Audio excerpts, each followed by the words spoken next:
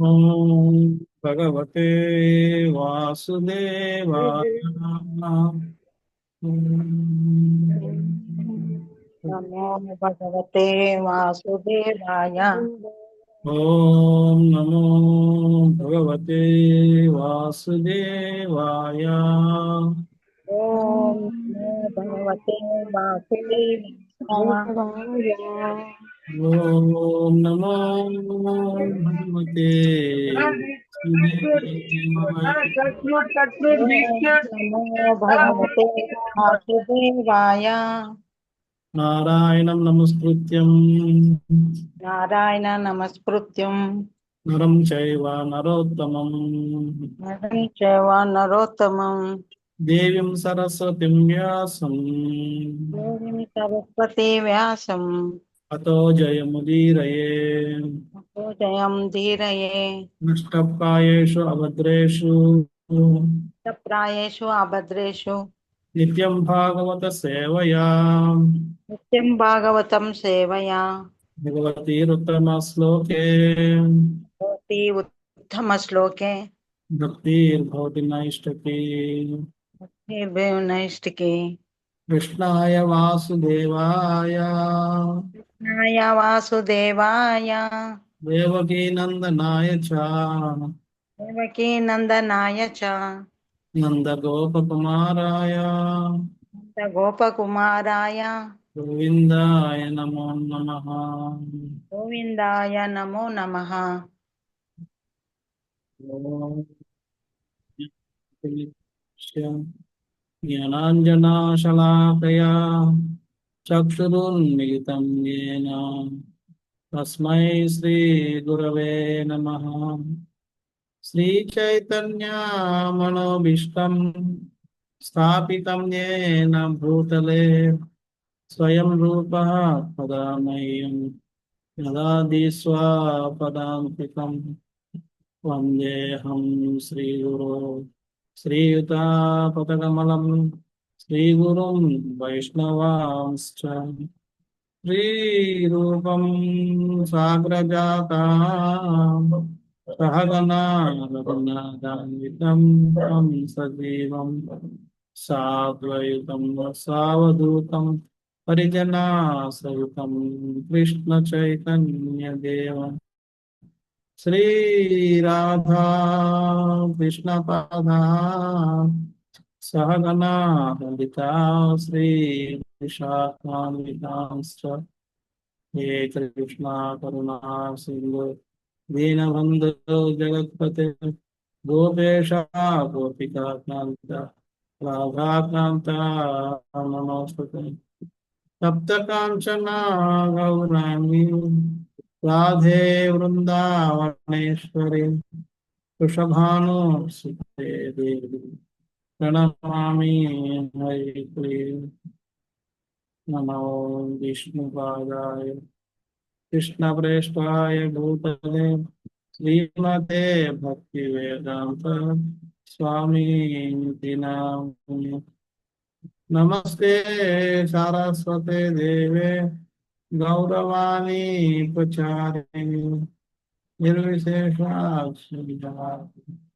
पाश्चात्यदेशकारिणे वाञ्छाकल्पतरुभ्यश्च कृपा सिन्धुभ्य एव च पतितानां पावनेभ्यो वैष्णवेभ्यो नमो नमः। जय श्री कृष्ण चैतन्य प्रभु नित्यानंद श्री अद्वैत पदाधर श्रीवासदि गौरभक्तवृंद। हरे कृष्णा कृष्णा कृष्णा हरे हरे हरे राम राम राम हरे हरे। हरे कृष्ण।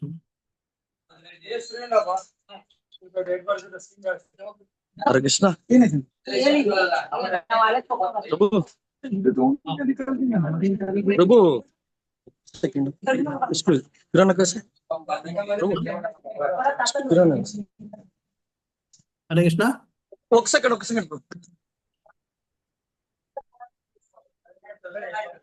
हरे Krishna.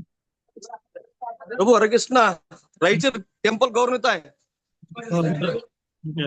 Centre new temple centre గౌరవిత వచ్చినారు ప్రభు ఈ రోజు అవునా? ఓ సిటీ సెంటర్ గౌరవిత ఓ జై హరే కృష్ణ. హరే కృష్ణ వనితాకి జై. Okay, okay.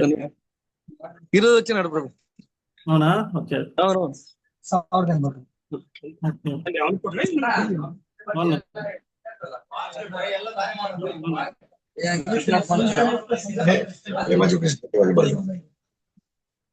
ఓకే ప్రభు హరే కృష్ణ ధన్యవాదాలు. మీరు చాలా హ్యాపీగా ఉన్నట్టున్నారు. హ్యాపీ ఉన్నారు ఫుల్ హ్యాపీ ఉన్నారు ప్రభు. ఓకే.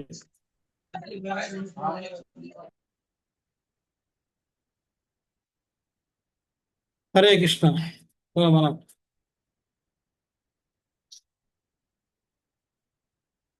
మనం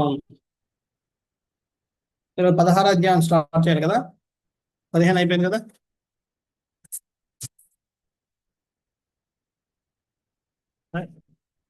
అవునా? అవును ప్రభు 16th స్టార్ట్ చేయాలి. ఓకే. సో 15 అధ్యాయంలో మనం పాండవులు ఏ విధంగా రాజ్యాన్ని విడిచిపెట్టి కృష్ణుడు వెళ్ళిపోయారని తెలుసుకొని రాజ్యాన్ని విడిచిపెట్టి ఏ విధంగా వెళ్ళిపోయారని మనం తెలుసుకున్నాం. వాళ్ళు వెళ్ళిపోతూ పరీక్షిత్ మహారాజుని రాజుగా చేశారు. పరీక్షిత్ మహారాజు రాజ్యాన్ని పాలన చేస్తున్న సమయంలోనే కలియుగం కూడా ప్రవేశించడం మొదలుపెట్టింది. కలి కూడా ప్రవేశించాడు. సో ఏ విధంగా ప్రవేశించాడు ఇక్కడ మనం నేర్చుకుంటాం. నెక్స్ట్ అధ్యాయం ఏ విధంగా కలిని పరీక్షిత్ మహారాజు దండించడం అనేది కూడా మనం నేర్చుకుంటాం. ఈ విధంగా ఈ రెండు ఇక్కడ నేర్చుకుంటాం. నేను 2 అధ్యాయంలో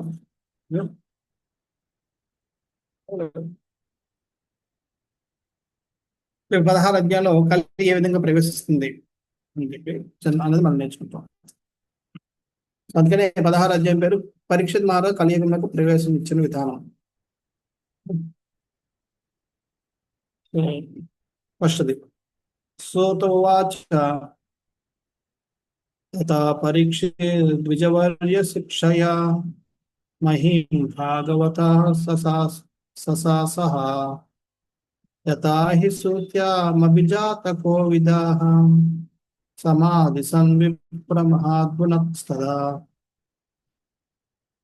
సూత గోస్వామి పలికెను, ఓ పిల్లారా, తదుపరి పరీక్షిత్ మహారాజు గొప్ప భక్తునిగా ద్విజవరుల బోధనలు అనుసరించి సమస్త ప్రపంచంలో పాలించడం మొదలెను. జన్మించబడిన నిష్ఠాతులైన జ్యోతిష్కులు భవిష్యత్తుగా పలికిన మహాద్గుణములను కలిగింది అతడు రాజ్యపాలన గావించను. ఇక్కడ పరీక్షిత్ మహారాజు రాజ్యపాలన చేసిన విధానం చూసుకుంటే ఎలాగన్నాడు? ద్విజవర్య శిక్షయ తత పరీక్షిత్ ద్విజవర్య శిక్షయ. ద్విజవర్యులు అంటే బ్రాహ్మణులు లాంటి వాళ్ళ యొక్క శిక్షణలో వాళ్ళ ఆధ్వర్యంలో అంతే. ఇక్కడ ద్విజవర్యుల బోధనలను అనుసరించి. రెండోది మహాభాగవత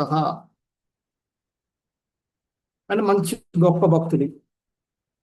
సో రాజు ఎప్పుడైతే భక్తుడు ప్లస్ ద్విజులు కాదు, ద్విజులు ఒకటే కాదు, వర్య అంటే గొప్పలు, ద్విజుల్లో కూడా గొప్పవాళ్ళు. అందరూ ద్విజులు ఉంటారు కానీ అలా కాదు. అందులో ఎవరైతే గొప్ప వాళ్ళు అంటే శ్రేష్ఠులైన ద్విజులు. అటువంటి శ్రేష్ఠుల యొక్క ఆధ్వర్యంలో వారి యొక్క గైడెన్స్ లో వారి యొక్క బోధనలు అనుసరించి మహాభక్తుడిగా ఉంటూ రాజ్యపాలన చేసినప్పుడు ఆ రాజ్యపాలన పెర్ఫెక్ట్ గా ఉంటుంది. సో ఆ విధంగా ఇక్కడ ఈయన మహాభక్తుడు ప్లస్ ఆ ద్విజుల యొక్క వాళ్ళ యొక్క బోధనల అనుసారం పాలన చేశాడు. అంచేత ఆయన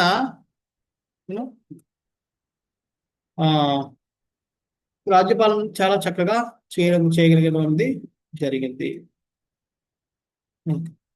ఇక్కడ ప్రభుపాద భాషల్లో చాలా విషయాలు చెప్తున్నారు.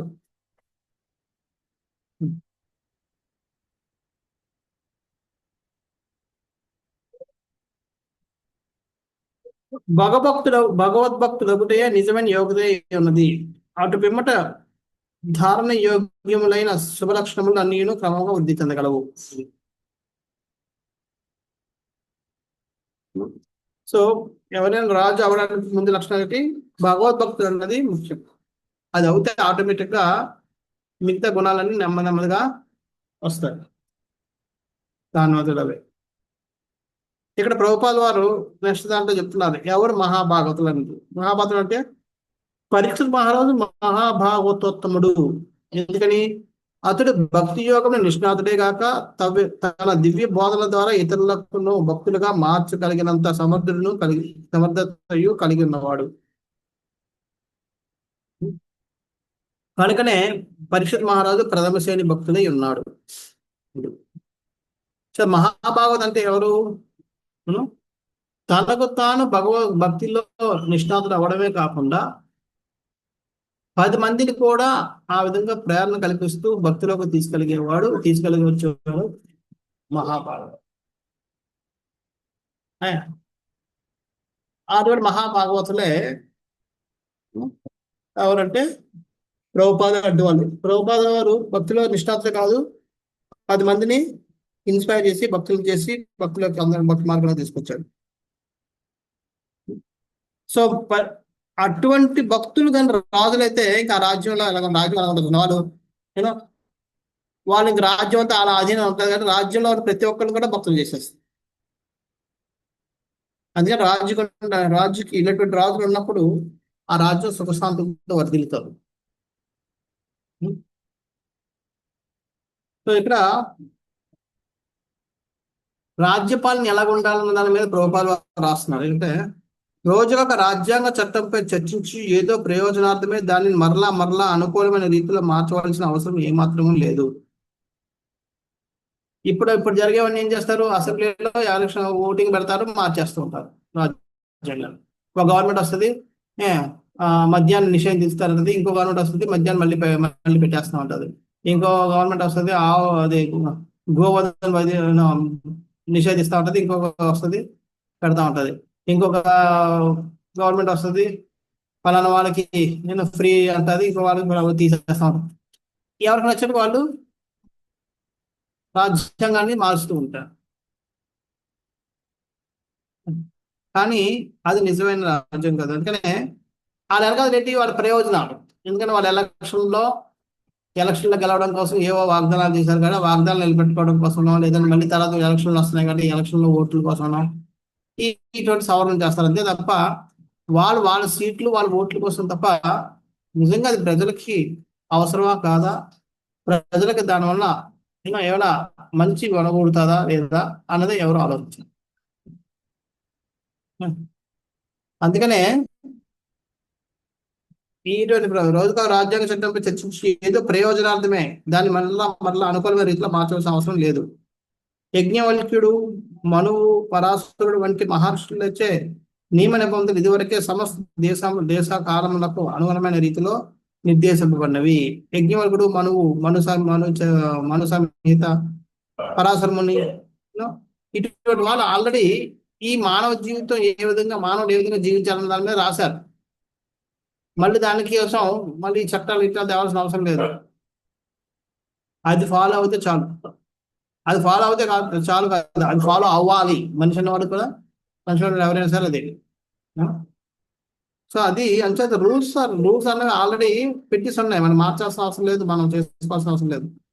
మనం ఒకవేళ మార్చిన అది మన సాటిస్ఫాక్షన్ కోసం, కానీ ఒరిజినల్ రూల్స్ మారవు. ఇప్పుడు ఏవో పెడతాంటారు ఎలాగా, ఆడవాళ్ళు మగవాళ్ళుగా ట్రాన్స్జెండర్ చేస్తూ పెట్టారు, మార్చుకుంటుంటారు సైంటిఫిక్ గా. అయినప్పటికీ అలా మారినంత మాత్రం వాళ్ళు తల్లి అవ్వలేరు. లేదంటే ఆడవాళ్ళు మగవాళ్ళు సమానత్వం ఇలాగా అనొచ్చు. ఏ సమానత్వం అయినా సరే పిల్లల కన్నా ఆడవాళ్ళే చేయాల్సిందే, అది మార్చలేరు. సమానత్వం కూడా పెద్ద పిల్లలు చిన్నపిల్లలు నీకు అంటానని అనడానికి లేదు. ఎందుకంటే అది కుదరదు, సహజంగా అవి అంచేతే ఇవన్నీ కృత్రిమంగా తయారు చేసుకున్న సమానత్వాలు, లేదంటే కృత్రిమంగా తయారు చేసుకున్న రూల్స్, లేదంటే ఇవి పెత్తనాలు, యూనో ఇవన్నీ కూడా కృత్రిమం. మన అహంకారాలకి మనం సాటిస్ఫై చేసుకోవడం కోసం చేసినవి తప్ప నిజంగా ప్రకృతి నియమాలను ఎప్పుడు మనం ధిక్కరించి చేయలేము. అంచేత కుదరవు.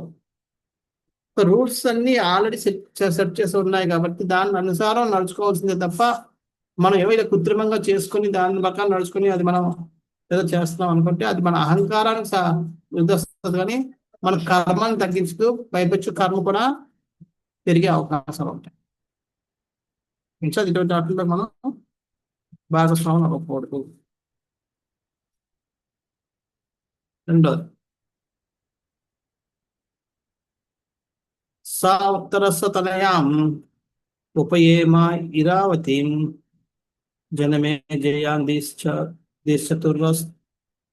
చతుర్ అస్తస్యాముత్పాదయత్ సుతాం. పరీక్షిత్ మహారాజు ఉత్తరుని కుమార్తెను వివాహమాడి జయమేజాది 4 పుత్రులను పరచాడు. ఇది ఉత్తరుని యొక్క కుమార్తెని. ఉత్తరుడు ఎవరు? మేనమామ. ఉత్తరుడు మేనమామ, తల్లి యొక్క అన్న, ఉత్తర కుమారుడు. విరాటరాజు యొక్క ఉత్తరిని అభిమన్యుని పెళ్లి చేసుకున్నాడు. ఉత్తర కుమారుడు మేనమామ అవుతాడు.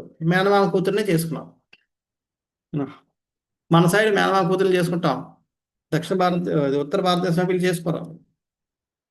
వాళ్ళకి ఇది అది ఎలా చేసుకుంటారు అది అని చెప్తుంటారు. కానీ మనకి కృష్ణుడు కూడా చేసుకున్నాడు. సో అది మనకి సో ఇది వాళ్ళ కోసం ఇక్కడ రాశారు.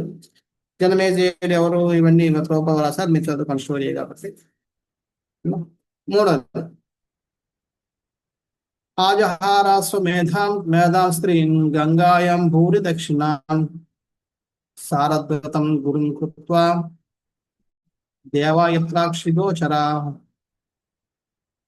నిర్దేశం కొరకే కృపాచార్యుని గురువుగా స్వీకరించిన పిమ్మట పరీక్షిత్ మహారాజు గంగా తటమున 3 అశ్వమేధ యాగములు నిర్వహించెను. యాజ్ఞికులకు భూరి దక్షిణలతో ఆ యజ్ఞం నిర్వహించబడిను. వాటి యందు సామాన్య జనులు సైతం దేవతలను దర్శించగలిగింది. భూరి అంటే ఎవరికైనా తెలుసా?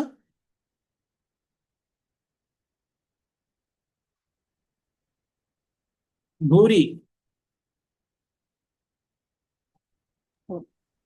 విశేషంగా అని మీనింగ్ లో ఉంది కదా ప్రభు. ఉందా? ఓ దాంట్లో ఉందా?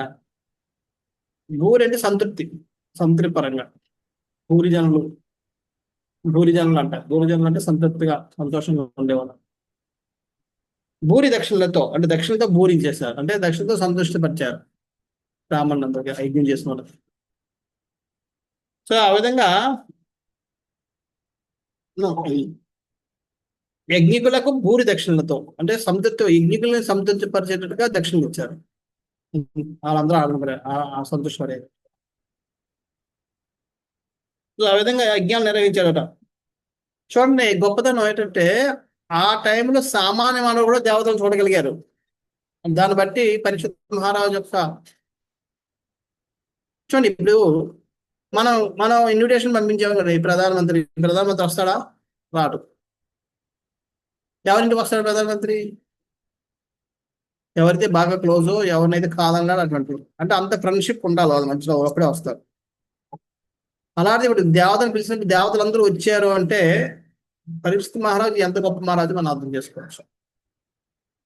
రావడం ఒకటే కాదు, మొత్తం ప్రజలందరికీ కనబడ్డారు. వాళ్ళు ఎంత సంతుష్టులు అవుతకపోతే అటువంటి కరుణ ఇస్తారు. దాన్ని బట్టి పరీక్షిత్ మహారాజు పాలన ఎంత గొప్పదో మనం అర్థం చేసుకోవచ్చు, ఎంత ధర్మపరాయణంగా పాలన జరుగుతుంది అన్నది మనం అర్థం చేసుకోవచ్చు.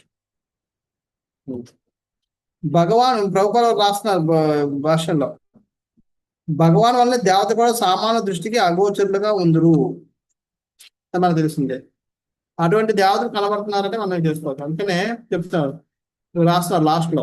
సంతృప్తి చెందిన ప్రజలు ఎన్నడూ రాజు విరుద్ధంగా ఆందోళన చేయ అవకాశం లేనందున రాచరికం మార్చవలసిన అవసరం ఎన్నడూ కలగదు. ఇంకా రాజులు ఎప్పుడు కూడా ప్రజలు ఎప్పుడు కూడా సంతోషంగా ఉంటారు, కానీ రాజు మీద తిరుగుబాటు ధోరణి అనేది ఉండదు. అదే వాళ్ళు ఆందోళన చేయాల్సిన అవసరం ఉండదు, చేయవలసిన అవసరం కూడా రాదు. ఆందోళన లేదు, ఆందోళన లేకపోతే రాజు కూడా మారాల్సిన అవసరం. ఈ రోజుల్లో మనం చూస్తున్నాం చాలా చోట్ల ఆందోళన జరుగుతున్నాయి. మార్చి పడేస్తున్నారు రాజుల్ని, మంత్రుల్ని, ప్రధానమంత్రిని, అందరినీ. అలాంటివి ఉండవు. రెండో పారాగ్రాఫ్ ప్రభుపాద చెప్తున్నారు గురువు తాలూకా అది ఆధ్యాత్మిక జీవనంలో గురువు తాలూకా పాత్ర ఏమిటది ఏంటిది? పరీక్షిత మహారాజు వంటి వానికి కూడా నిర్దేశం కొరకే గురువు యొక్క అవసరం ఎంతైనా కలదు. పరీక్షిత మహారాజుకి రాజపాలన ఎంత గొప్పదో మనం తెలుస్తుంది. ఎందుకంటే దేవతలకు కూడా ప్రసన్నమై దేవతలు కూడా వచ్చి వాళ్ళు దీంట్లో భాగస్వాములు అవుతున్నారు. దాన్ని బట్టి పరీక్షిత మహారాజు రాజపాలన ఎంత గొప్పదో తెలుసు. అటువంటి పరీక్షిత మహారాజు కూడా గురువు యొక్క అవసరం ఉంది. అందుకనే ఇక్కడ ఫస్ట్ పారాగ్రాఫ్ మనకి ఎవరు ద్విజవర్య శిక్ష అంటే పెట్టారు. ద్విజవర్ల బ్రాహ్మణుల యొక్క శిక్షణలో ఆయన రాజ్యపాలన చేశారు. పరీక్షిత మహారాజు లాంటి రాజు కూడా గురువు అన్నది అవసరం. అట్టి నిర్దేశం లేదు ఎవరు ఆధ్యాత్మిక జీవనంలో పురోగించలేరు. అంచేత గురువుని స్వీకరించకుండా ఎవరు కూడా ఆధ్యాత్మిక జీవితంలో పురోగించలేరు అని ప్రభుపాద రాస్తున్నారు. కానీ ఆధ్యాత్మిక గురువు అయిన వాడు ప్రామాణికుడే ఉండవలను. అంచేత ఆధ్యాత్మికంగా ప్రగతి చెందాలి కాబట్టి గురువుని అంగీకరించాలంటే ఎవరిని పడితే వాళ్ళు కాదు. ప్రామాణికుడైన గురువుని అంగీకరించాలి తప్ప ఎవరిని పడితే వాళ్ళు అంగీకరించడానికి లేదు. అనగా ఆత్మానుభవమును కోరువాడు నిజ సఫలతను పొందుటకే ప్రామాణికుడైన ఆధ్యాత్మిక గురువుని ధరిచేది ఆయన ఆశ్రయమును పొందవలసి ఉన్నది. ఎవరైతే ఆత్మానుభవంలో సఫలతను కోరుకుంటున్నారో వాళ్ళు ఏం చేయాలి? ముందు గురువుని ఆశ్రయించి గురు యొక్క ఆశ్రయాన్ని తీసుకోవాలి. అలా తీసుకున్నప్పుడే వాళ్ళు ప్రగతి చెంది వారి లక్ష్యాన్ని వాళ్ళు ఛేదించగలుగుతారు. 4వది నిజగ్రాహో జనావీర్య కలిం దిగ్విజయే క్వచిత్ నృపలింగధరం శూద్రం ఘ్నంతం భూమిధనం పద. ఒక మారు పరీక్షిత మహారాజు ప్రపంచ దిగ్విజయ యాత్రకై వెడల్చు గో వృషభముల పాదములను గాయపరుచున్న శూద్రుని కన్నను చీనుడగు రాజవేషధారి అయిన కలి పురుషుని గాంచెను. అందరూ తగిన శిక్ష విధించటకే అతన్ని పరీక్షిత మహారాజు శీఘ్రమే బంధించాడు. సో ఆయన రాజ్య పర్యటన చేస్తుండేవాడు. ఎందుకని ఎక్కడ సుఖశాంతులు ఉన్నా ఏంటంటే అందులో భాగంగా జరుగుతున్నప్పుడు ఒకసారి శూద్రుడి కంటే హీనంగా వేషాలంకారం చేసుకుని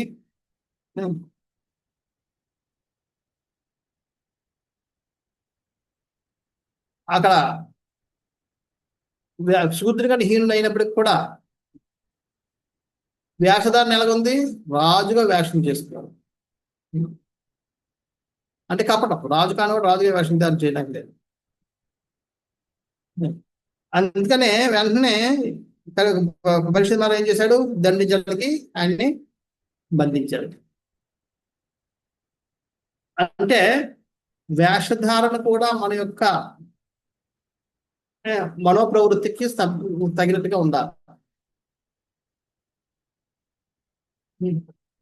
అంచేత అలా తగినట్టు ఉన్నప్పుడే వాళ్ళకి మంచి గౌరవం వస్తుంది. అంచేత నా లక్షణాలేమో ఏదో శ్రోత్ర లక్షణాలు వేషధారణేమో బ్రాహ్మణంగా ఉంటే నేను మోసం చేస్తున్నారు, పిల్లలు పక్కదారి పట్టేస్తుంది. పూర్వం వాళ్ళకి ఉండేది కాదు. వాళ్ళు పర్వతం బట్టే వాళ్ళు వేషధారణ కూడా ఉండేది. పరీక్షిత మహారాజు స్థాయికి వచ్చేటప్పటికి మొదటిసారిగా పరీక్షిత మహారాజు వస్తున్నాడు. అయితే సూర్యుడు కానీ వేషధారణ రాజుగా ఉంది. అందుకని ఆయన్ని ఇటువంటి వాటిని వెంటనే బంధించమని శిక్షించాలి, లేకపోతే జనాలందరూ ఇలా కపటలు అయిపోతారు అని చెప్పి వెంటనే బంధించడానికి ఆయన మొదలుపెట్టారు. ఇక్కడ ప్రభుపాద వారు భాషల్లో రాస్తున్నారు ఏమనంటే, భగవాన్ ప్రతినిధి అయిన కారణంగా రాజు భగవత్ సంకల్పంనే అనుమానపరచవలను. అక్షర స్వప్రతాప ప్రదర్శన అనేది ప్రశ్నే లేదు. చేత రాజు అన్నవాడు భగవంతుడి యొక్క ప్రతినిధి. ఇది భగవంతుడి యొక్క ప్రతినిధి అంటే అర్థం ఏంటి? భగవంతుడు ఏం చెప్తే అది చేయాలి, అప్పుడే భగవంతుడు ప్రతినిధి అవుతాడు. అంటే ప్రభుపాద వారు అంటున్నారు, రాజు అన్నవాడు భగవంతుడు ప్రతినిధి కాబట్టి భగవంతుడు ఏవైతే చెప్తున్నాడో, ఏ ఏ రూల్ అయితే ఏ నియమాలు అయితే పెట్టాడో వాటిని అమలు పరిచేటట్టుగా చూడాలి తప్ప తన స్వంత ప్రతాపాన్ని చూపించడానికి ఏం చేయాల్సిన అవసరం లేదు. అంటే ఒక రాజుగా, ఒక అధికారిగా తన సొంత ప్రతాపాన్ని చూపించడం కంటే ఉన్న శిష్టాన్ని యథాతథంగా పాటించి దాన్ని అమలుపరచడానికే ప్రయత్నం చేయాలి తప్ప తన గొప్పతనాన్ని చెప్పుకోవడానికి ఏమైనా మ్యానిపులేషన్స్, గడపలు చేయడానికి లేదు.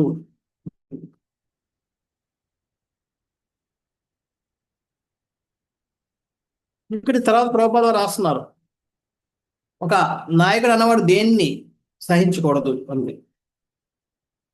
తత్కారణమనే రాజు దృష్టిలో చూస్తున్నప్పుడు వృషభముల పాదములను గాయపరచుటను కాంచి పరీక్షకు శీఘ్రమే అతన్ని బంధించి శిక్షించాను. రాజు దుస్తుల్లో ఉన్నాడు. దుస్తులు ఏమేసుకున్నాడు? రాజు దుస్తులు. పడుకోవడం సరే, రాజు. కానీ వ్యవహారం సూతుడు. వేషధారణ రాజులుగా ఉంది, వ్యవహారం సూదుడుగా ఉంది. అంచేత సూదుడు కాబట్టి, ఎందుకంటే రాజు అన్నవాడికి తెలుసు గోవుల్ని హింసించకూడదని చెప్పి, అదే ఆయన ఎప్పుడు చేయడు, శూద్రుడిగా చేస్తారు కాబట్టి ఇప్పుడు ఆయన్ని శూద్ర ప్రవృత్తి అంటే రాజు వస్తుంది. వేషధారణ అయితే రాజుగా ఉన్నప్పటికీ శూద్ర ప్రవృత్తి కాబట్టి వృషభం అంటే ఎద్దు, గోవుల్ని ఆ వృషభాన్ని ఆయనకి గాయపరుస్తున్నాడు పాదాలకి. మరి అంచేది ఎప్పుడైతే చూశాడో రాజు నిజమైన క్షత్రుడు కాబట్టి వెంటనే ఆయన్ని బంధించడానికి, శిక్షించడానికి ప్రయత్నించాడు. అత్యంత ముఖ్యమైన జంతువైన గోవుకు కలిగే అవమానమును అతి ప్రముఖుడైన బ్రాహ్మణులకు పనగూడిన అగౌరవమును రాజైన వాడు సహింపరాదు. అది రాజు ఎట్లు సహించకూడదు?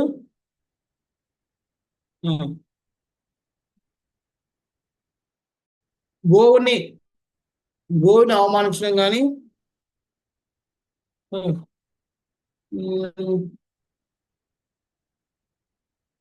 గోవు కలిగే అవమానం, అయితే బ్రాహ్మణ అవమానపరచండి కానీ, ఈ రెండింటిని కూడా అవమానపరిస్తే అది సహించకూడదు. అది రెండో పారాగ్రాఫ్ లో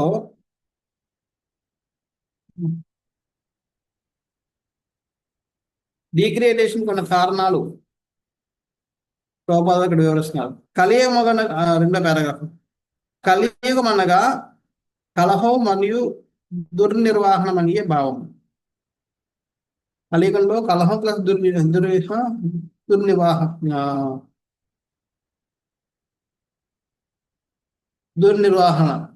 నిర్వహణ దుర్లభంగా ఉంటుంది, అదే తప్పుగా ఉంటుంది. జీవితమున ఉన్నతాశయం లేకుండా శూద్ర స్వభావం కలిగిన పలికిమాల వారు రాజ్య నిర్వహణకు వచ్చే కలహములకు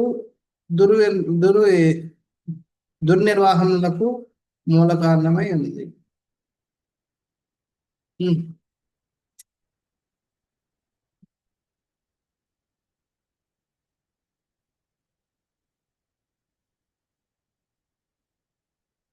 సో ఇక్కడ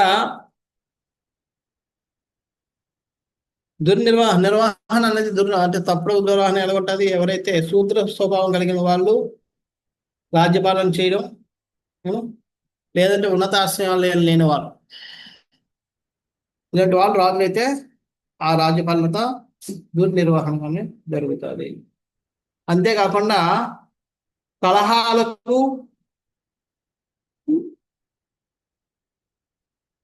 కలహాలకు కూడా దారి చేస్తుంది. ఇది సో 3.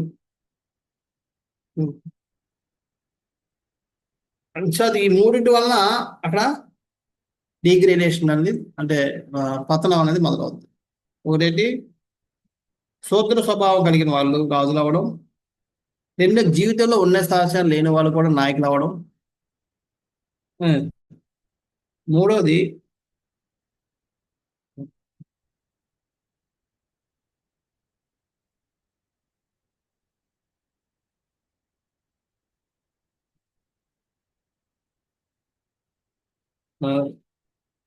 కలహాలు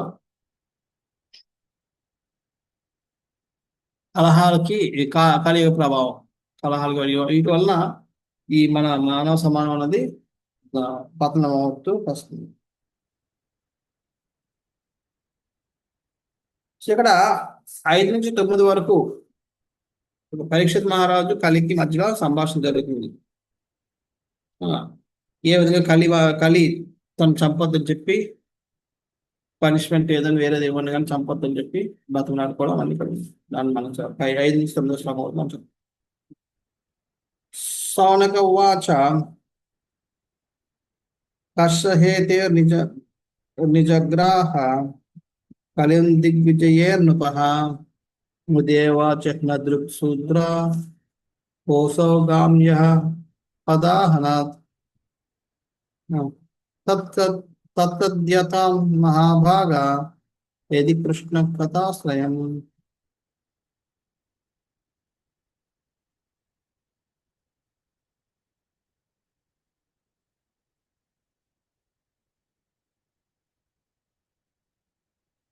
సౌనక ఋషి ప్రయాణిస్తున్నాం. రాజవేషం ధరించి గోవును పాదములతో తన్నినప్పుడు శూద్రాధముడైన కలి పురుషుని పరీక్షిత్ మహారాజు ఎందులకే కేవలం శిక్షించి వదిలివేసును. ఒకవేళ ఆ విషయములన్నీను కృష్ణపరములైనచో దయచేసి మాకు వివరింపును. సౌనక ఋషాదులు సూత గోస్వామికి అడుగుతున్నారు. ఇది సూత గోస్వామి వివరిస్తుంటే, అరే పరీక్షిత్ మహారాజుకు తెలుసు కలియుగం పురుషుడు అని చెప్పి, కలియుగం వస్తే మొత్తం జనాలు అందరూ డిగ్రేడ్ అవుతారని తెలుసు. మరి అటువంటిప్పుడు ఆయన చంపేసి అక్కడికి కలియుగాన్ని అక్కడికి ఆపేయకుండా ఎందుకు కొనసాగించాడు? ఎందుకు కొనసాగించాడు అని.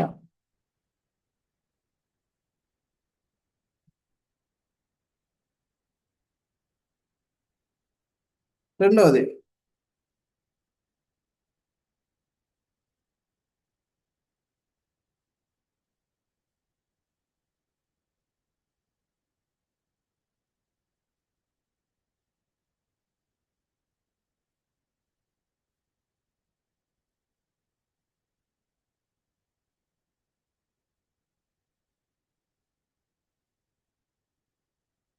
ఇక్కడ సౌనక ఋషి వీళ్ళందరూ కూడా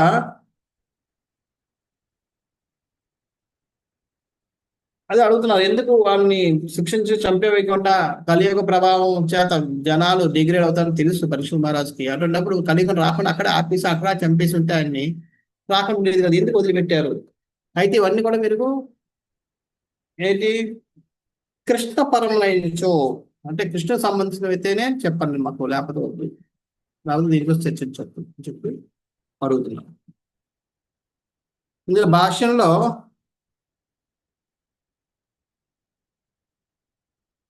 ప్రభుపాద రాస్తున్నారు, ఆవుని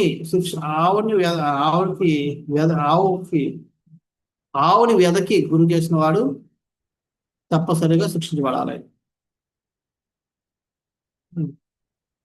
చేత అనగా రాజు వలె వేషధారం గావించి జనుల మోసం చేయకూరుచు అదే సమయన పవిత్ర జంతువైన గోవును అవమానపరచుటకు వెనుదీయని పాపిని పరీక్షిత్ మహారాజు వంటి ధర్మాత్ముడైన రాజు శీఘ్రమే వధింపబడినని ఈ విషయము సూచించినది.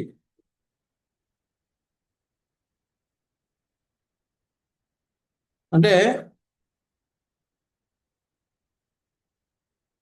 రాజుగా వేషధారణ చేసి అదే సమయంలో గోవధని ప్రోత్సహించబడు,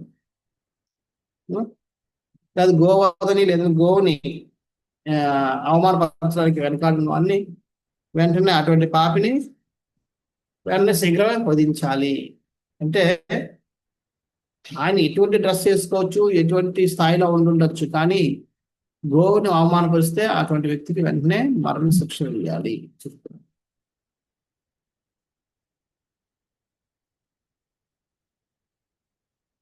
ఇక్కడ మళ్ళీ ప్రభుపాదులు చెప్తున్నారు, కృష్ణ కథకు సంబంధించింది ఏదైనా సరే వినడానికి మనం ప్రయత్నం చేయాలి. అందుకే ప్రభుపాదులు ఇక్కడ రాసిన భాషలో సామాజిక, రాజకీయ, ఆర్థిక, సాంస్కృతిక విషయాలకు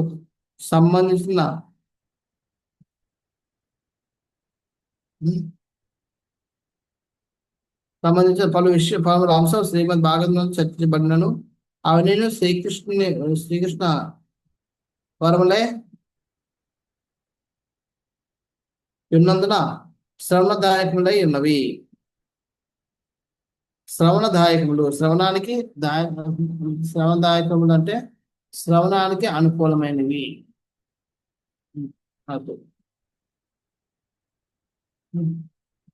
అంచేది ఇక్కడ సామాజిక, రాజకీయ, ఆర్థిక, సాంస్కృతిక విషయాలకు సంబంధించిన పలు అంశాలు భాగవతంలో చర్చించడం జరుగుతుంది.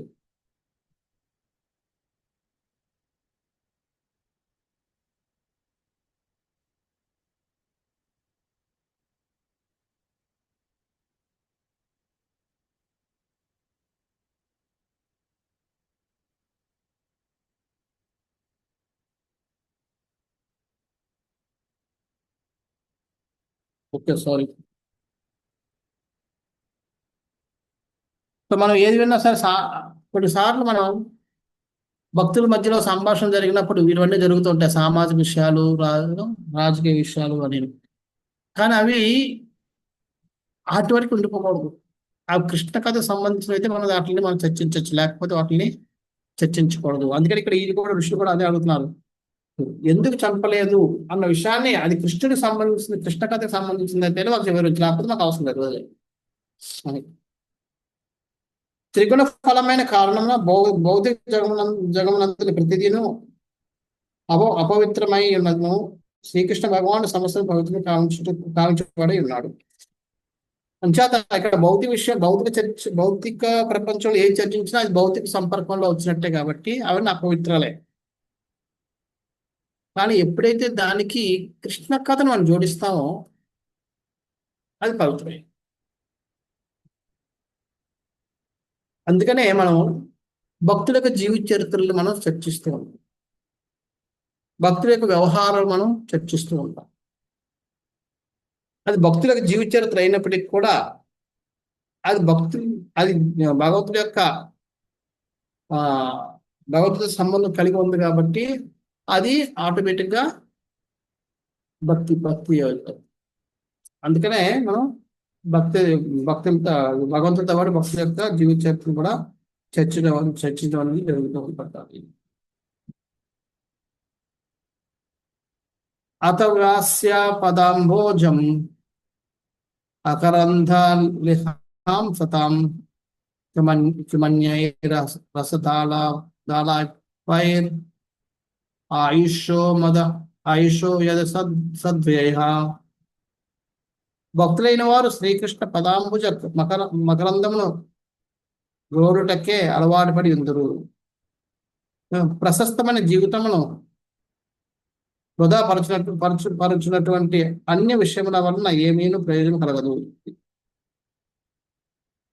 ఇక్కడ నిజమైన భక్తులు ఏంటి? శ్రీకృష్ణ పాదాంబుజ మకరందమును గోరుటకే అలవాటు పడి ఉందరు.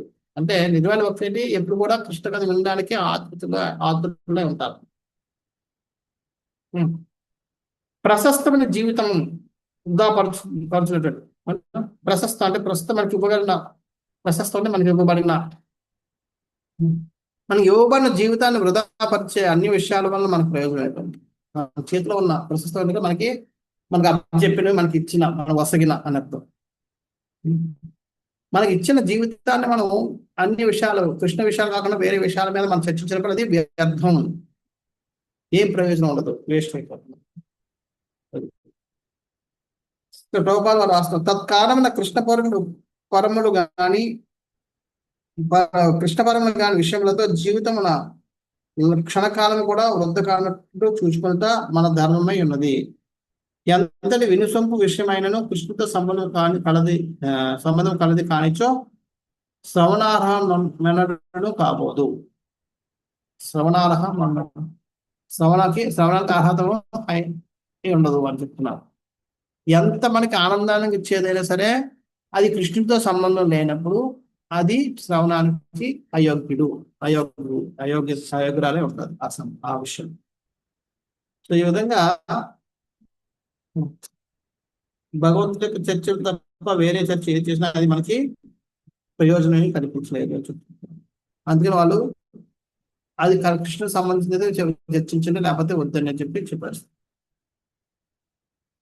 క్షుద్రాయుషాం మృణామంగా మర్త్యానామృతమిచ్చతాం ఇహోపహూతో భగవాన్ మృత్యు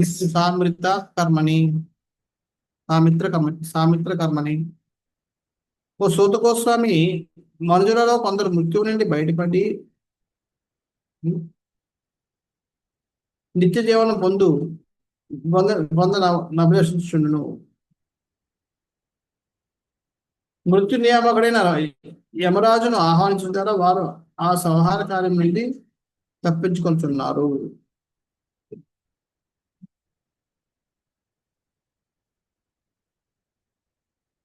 మనుషుల్లో కొంతమంది ఏం చేస్తారు, చనిపోకూడదు అనుకుంటారు.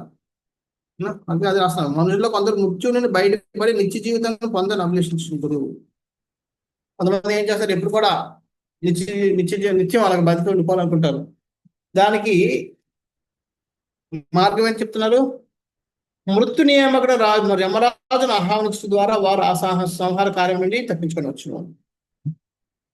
ఎప్పుడైతే యమరాజును కూడా కృష్ణ కథలో ఆహ్వానించి కూర్చోబెట్టేస్తే ఆయన కృష్ణ కథ వింటూ మర్చిపోతారు, ఎవరిని శిక్షించాలో. సో ఆ విధంగా వాళ్ళు శాశ్వతంగా కృష్ణ కథ చెప్పుకుంటూ కూర్చోండి. అక్కడ యమరాజు దండించడం మానేస్తే ఇంకా యమరాజు రాకపోతే ఇంకా అది అలా కొనసాగుతూ ఉంటాం మన జీవితాంతం బతికొండొచ్చు అని చెప్పి.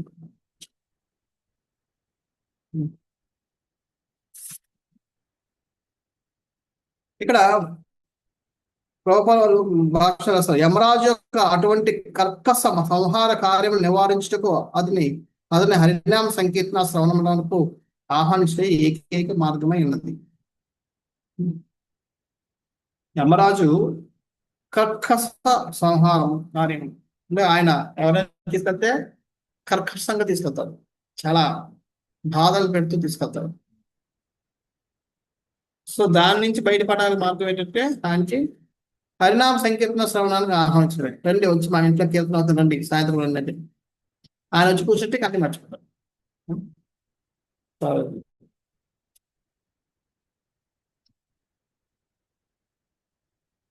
నా కచ్చిన్ మ్రియతే తావత్ యావదాస్తా ఇహాంతకః ఏతదర్థం హి భగవాన్ ఆహూత పరమర్షిభిః అహోరులోకే పీయేత హరిలీలామృతం వచః.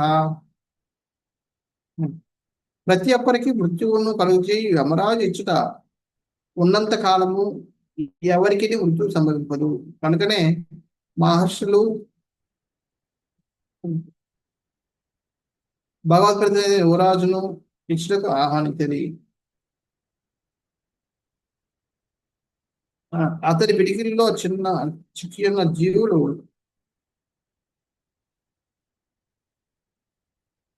శ్రీకృష్ణ దివ్య లీల వర్ణన రూపమును గల అమృతపానము ద్వారా దివ్య లాభము గడిపవలసి ఉంది.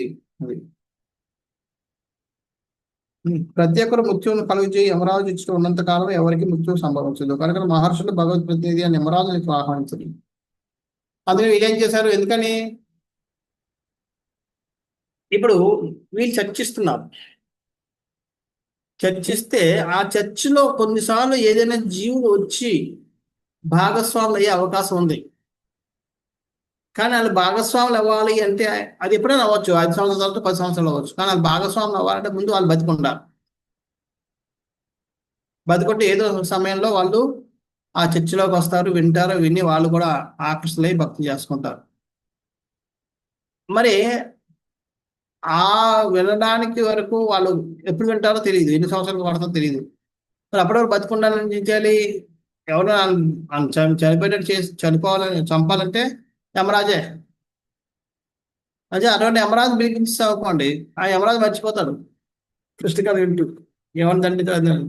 అప్పుడు వీళ్ళందరూ కూడా అలాగే బతుకుంటారు. అప్పుడు ఏదో ఒక సమయంలో వచ్చి మనం ఈ కృష్ణ కథలో భాగస్వాములు అవుతారు.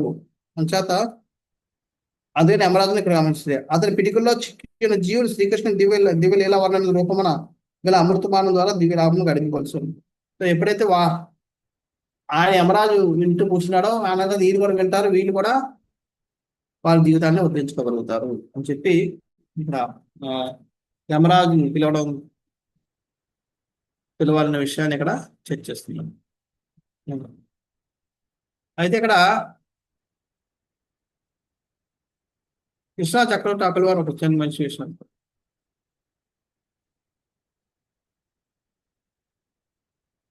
ఇప్పుడు మనం అందరం కూడా పెరిషబుల్, అంటే మనందరం చనిపోయేవాళ్ళం, శాశ్వతంగా ఉండేవాళ్ళం కాదు. అటువంటి వాళ్ళ మనం ఎలాగ శాశ్వతంగా ఉండే కృష్ణ లీలను మనం వినవచ్చు?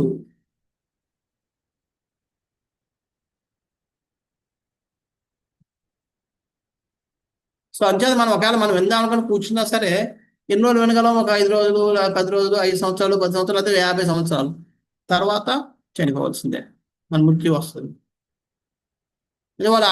వాళ్ళు ఋషులు ఆలోచిస్తున్నారు, ఒకవేళ ఎవడైనా రాకపోవచ్చు, దురదృష్టవంతులు 2 సంవత్సరాల తర్వాత 10 సంవత్సరాల తర్వాత రావచ్చు, లేదా కొంతమంది ఇప్పుడే రావచ్చు. ఇప్పుడు వచ్చిన వాళ్ళు ఎన్ని సంవత్సరాలు బతుకుతారో తెలియదు. అంచేత మనం వింటున్నప్పుడు చనిపోకుండా ఉండాలంటే ఏం చేయాలి? మనం ఆ యమరాజును కూడా పిలిచేయాలి.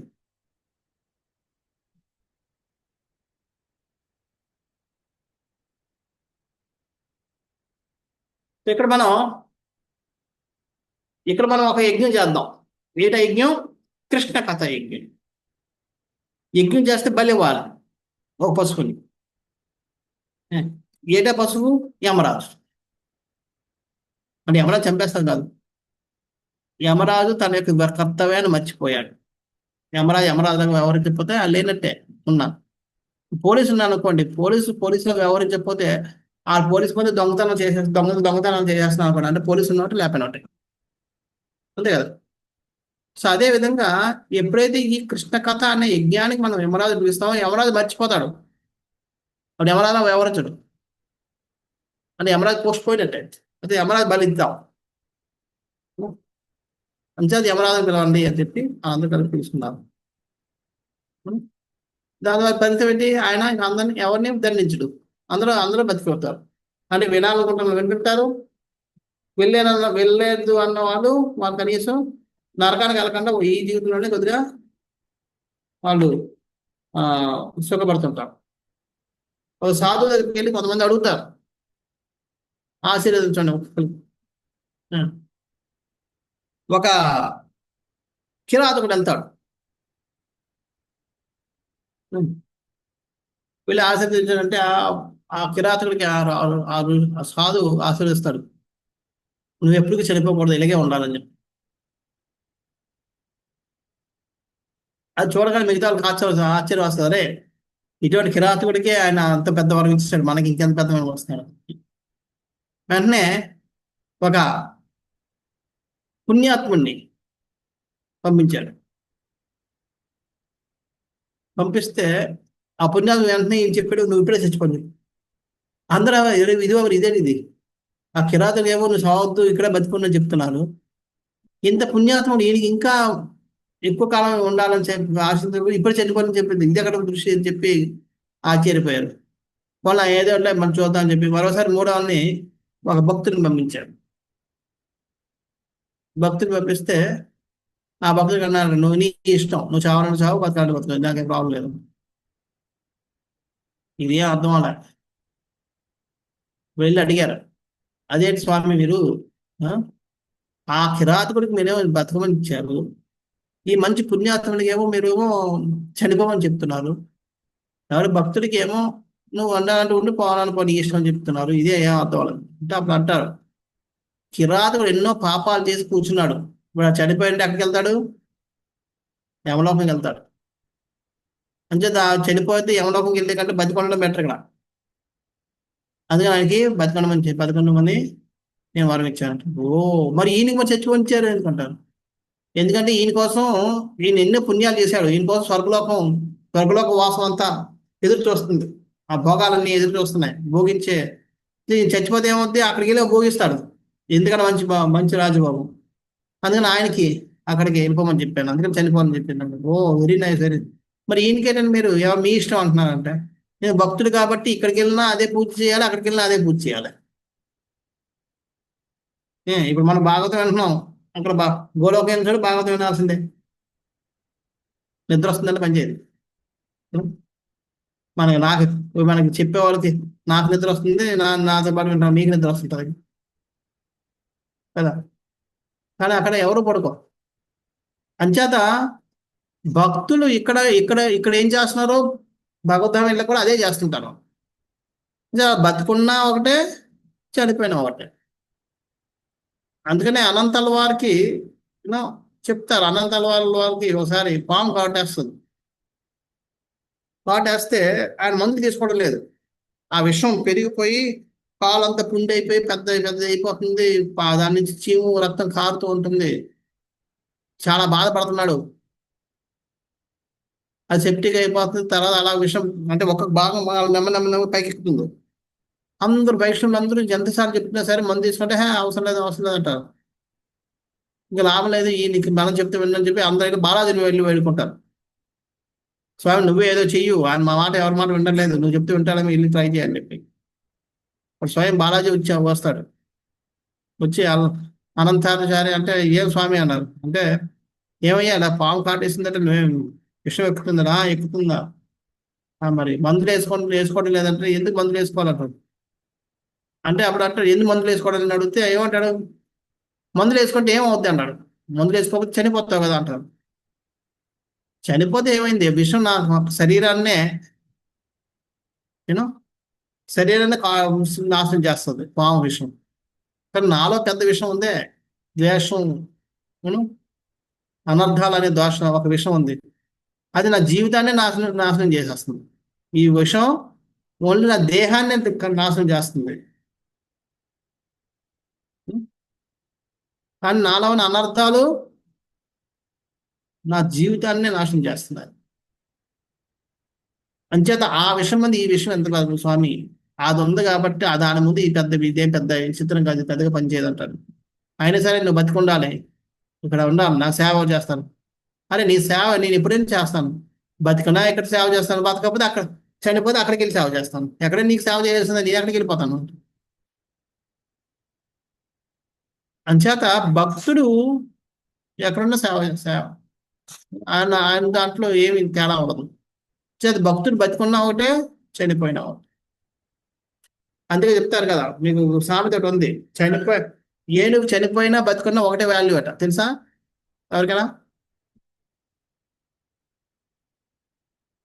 బతుకున్న ఏనుగుకి ఎంత వాల్యూ, చనిపోయిన ఏనుగు కూడా అంతే వాల్యూ అట. ఎవరికి తెలుసా ఎందుకో? తెలియదు ప్రభుజీ. హరే కృష్ణ ప్రభుజీ. దంతాలు దాంట్లో పనికొచ్చేది ఒక దంతం ఒకటే, ఏనుగు దంతాలు ఒకటే. బాడీ శరీరం దేనికి పనికిరాదు, ఆ తోలు పని చేయదు, మాంసం పని చేయదు, దాన్ని ఎవరు కొనరు, కొనే దంతాలే. అది బతుకున్నా ఆ దంతాలే కావాలి, చనిపోయినా ఆ దంతాలే కావాలి. సో దాని విలువ ఒకటి. అందుకని ఏనుగు చనిపోయినా బతికినా ఒకటే విలువ అంటారు. సో అదే విధంగా భక్తుడు బతుకున్నా చనిపోయినా ఒకటే, ఎందుకంటే ఆయన ఎప్పుడు సేవ చేసుకుంటూనే ఉంటాడు భగవంతుడికి. ఆయన చిన్న పిల్లలు సో ఆ విధంగా ఇక్కడ ఎవరైతే వింటూ వింటూ ఉండాలనుకుంటారో వాళ్ళందరికీ వాళ్ళకి ఏంటి ఏం చేయాలి? యమరాజు కూడా పిలిచేయండి హరినామ సంకీర్తన. ఆయన వచ్చి డ్యాన్స్ చేసుకుంటూ కూర్చుంటాడు, మీ అందరూ వింటూ ఉండొచ్చు, లేదా కీర్తన చేసుకుంటూ కూర్చోవచ్చు అలాగే. సో ఆ విధంగా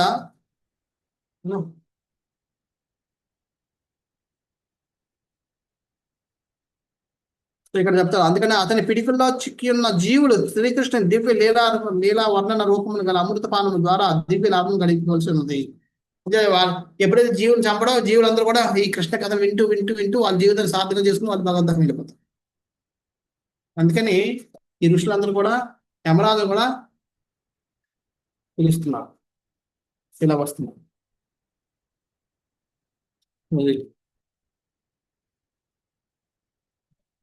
నెక్స్ట్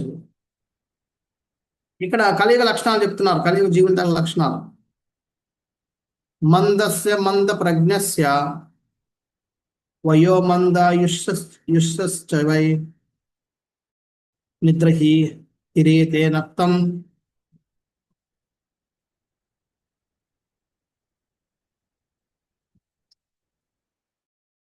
దివాచ వ్యర్థ కర్మిభిః. చూడండి, మందస్య మంద ప్రజ్ఞస్య.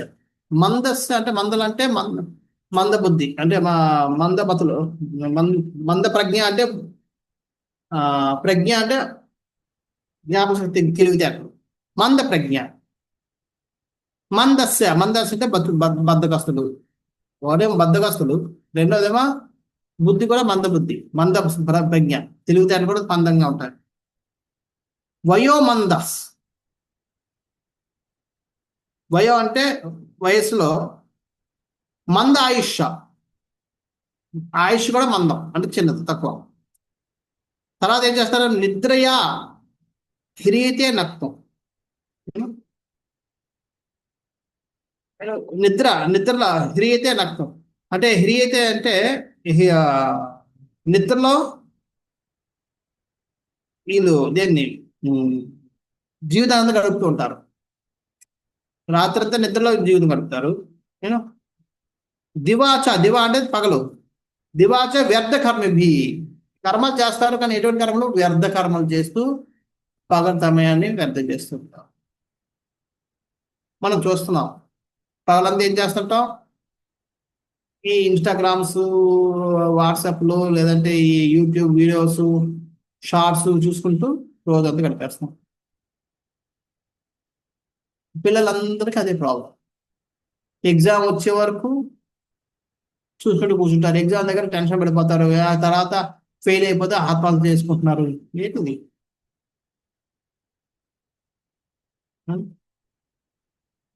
ఈ వాట్సాప్లు చూసుకోవడం వల్ల ఎంతమంది ప్రాణాపాయాలు తెచ్చుకుంటున్నారు, ఎంతమంది చనిపోతున్నారు. వీడియోలు రకరకాల అనాలిసిస్లు ఉన్నాయి.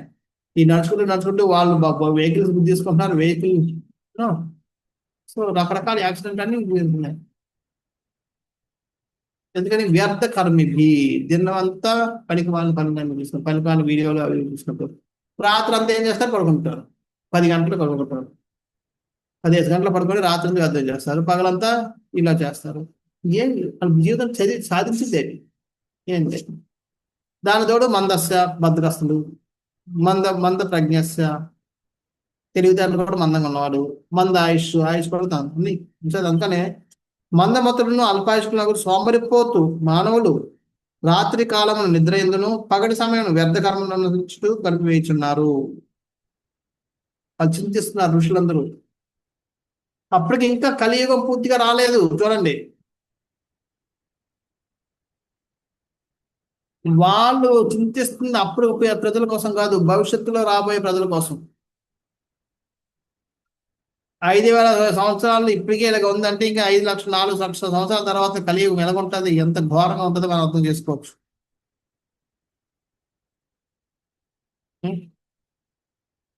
సో భాషలో ప్రభుత్వం కనుకనే బుద్ధివంతులైన వారు బంధ విముక్తులకు తీవ్రంగా యత్నించడం ద్వారా ఈ విలువైన వరమును చక్కగా జాగ్రత్త చేసుకుందరు.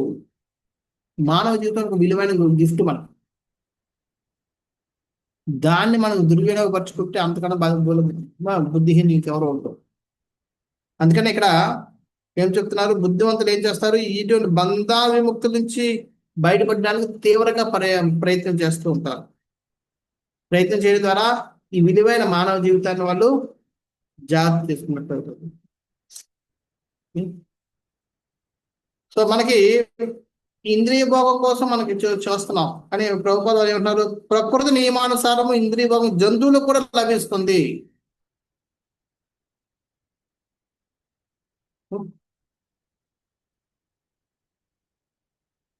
ఇప్పుడు మన సినిమాలు చూసి అవి చూసి ఆ గెంతుకోవడాలు, డ్యాన్స్ చేసుకోవడాలు, కొట్టుకోవడాలు ఇవన్నీ దేనికి? ఆఖరికాయ సెక్స్ లైఫ్ కోసం. సెక్స్ లైఫ్ జంతువులు కూడా చేసుకుంటాయి సినిమాలు చూడకుండా. ఎంత ఖర్చు పెట్టి ఏసీ థియేటర్ కొట్టుకొని అక్కడ టికెట్ల కోసం కొట్టుకొని. మొన్న నేను వస్తున్నాను ఇక్కడికి కళాశాఖ 2 రోజుల క్రితం ట్రైన్లో. విజయవాడ కాదు, గూడూరులో వచ్చినట్టు, అది గుడివాళ్ళు ఎక్కినట్టు ఉన్నాడు ఒక కుర్రాడు ఎవడో ఏసీలో. ఆయన బైక్ పాడైపోయిందట. బైక్ పాడైనందుకు బాధపడడం లేదు ఆయన. దానితో వర్షం పడుతుంది, దానికి కూడా బాధపడడం లేదు. దేనికి బాధపడుతున్నాడు? ఆ రోజు ఏదో సినిమాకి ప్రీమియర్ షో ఉందట, దానికి టికెట్ తీసుకున్నట్టు 5,000 రూపాయలు పెట్టి బ్లాక్ లో టికెట్ తీసుకుని కొనుక్కున్నాడు. ఆ ప్రీమియం షోకి నేను చేరలేనేమో అని టెన్షన్ పడుతున్నాడు. బైక్ పోయింది, బైక్ పనిచేయడం లేదు, బైక్ కూడా అక్కడ వదిలేసి వచ్చేసాడు. ఎక్కడ వదిలేసాడో.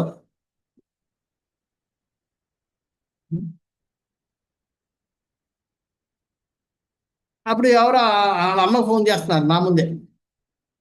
చేస్తే, అమ్మ నాకు బాగా టెన్షన్ వస్తుంది, ఏంటంటే ఈ షోకి అందలేమో అండి. వాళ్ళ అమ్మగారు కూలిగా అన్నారు, ఏమైంది లేరా, రేపు ఫస్ట్ షోకి వెళ్తూ లేదు, టికెట్ నేను తెప్పిస్తాను. అప్పుడు ఈరోజు సినిమా వస్తావు, రేపు కూడా అదే సినిమా వస్తావు అంటే, అరే ప్రీమియర్ షోలో ఉన్న మజా నీకేం తెలుసమ్మా నేను అంటే ఫస్ట్ షోయే చూడాలి. సో జనాలకి ఇలాంటివన్నీ వ్యర్థం. అవి ఫస్ట్ షోకే కొట్టుకోవాలి, తిట్టుకోవాలి, ఏదో చేసి షర్ట్లు చింపుకొని అయినా సరే ఆ టికెట్ తీసుకోవాలి. రేపు వెళ్ళినా అదే షో వేస్తాడు, ఎల్లుండి వెళ్ళినా అదే షో వేస్తాడు. ఇప్పుడు ఇంకా నాకు తగ్గిపోయింది. మా చిన్నప్పుడు ఇంకా అంటే నేను ఎప్పుడు వెళ్ళలేదు, కానీ మా ఫ్రెండ్స్ అందరూ రాత్రులు అందరూ వెళ్ళి కూర్చునేవారు. దాని తర్వాత కొట్టుకొని వచ్చేవారు. వచ్చేటప్పుడు బయటకు వచ్చేటప్పటికి అందరికి అది షర్ట్లు గిట్లా నీ చిరిగిపోయి ఉండేది. షర్ట్లు లేకుండా వచ్చేవారు హాస్టల్కి టికెట్ తీసుకుంటారు. ఎందుకంటే మొత్తాన్ని చిరిగిపోయి లాక్కోవడాలు, పీక్కోవడాలు అని జనాలు సరే అలా కొట్టుకునేవారు. అంతా ఫస్ట్ షోకే కావాలి. అదొక రకమైన పిచ్చి, వ్యర్థమైన కార్యకలాపాల్లో మన జీవితాలను మనం నాశనం చేసుకుంటున్నాం.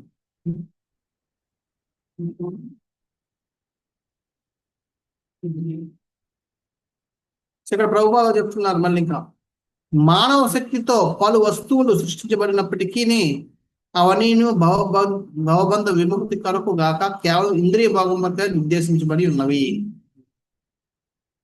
ఇప్పుడు రీసెర్చ్ జరుగుతుంది, సైంటిఫిక్ రీసెర్చ్. ఎన్నో రకరకాల వస్తువులు, రకరకాల మందులు, ఇందులో అన్నీ వస్తున్నాయి. ఇవన్నీ దేనికి?